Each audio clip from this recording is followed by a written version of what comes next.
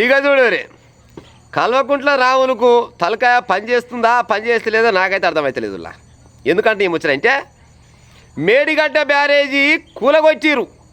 Congress party వాళ్ళు BJP party వాళ్ళు కూలగొట్టి దానిలో కథలు పడతా ఉన్నాడు.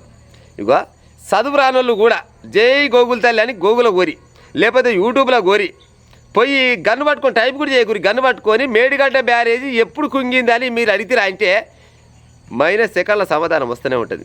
ఎంత 2023 అక్టోబర్ 21 తారీఖు నాడు మేడిగడ్డ బ్యారేజీ కుంగిందని మనకు సమాధానం వస్తుంది. మరి 2023 అక్టోబర్ 21 తారీఖు నాడు ఈ తెలంగాణ రాష్ట్రంలో అధికారం ఉన్న దరిద్రులు ఎవరు కావచ్చు? ఈ కల్వకుంట్ల వాళ్ళ ఫ్యామిలీ లేకుండొచ్చు.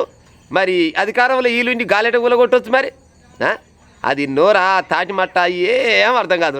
ఏడికి వస్తే ఆడికే మాట్లాడతాడు. వీళ్ళు ఆయమన్న పిల్లగాళ్ళు అయితే ఆ మేడిగడ్డ బ్యారేజ్ ఎందుకు కుంగిపోవు?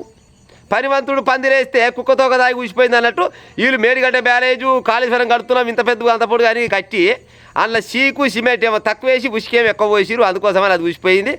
అది ఎప్పుడైతే ఊసిపోయిందో ఇలా పార్టీ పని కూడా గప్పుడే అయిపోయింది. ఇప్పుడు ఏమన్నా అంటే ఆలు గులగొట్టి నీళ్ళు గులగొట్టిరు.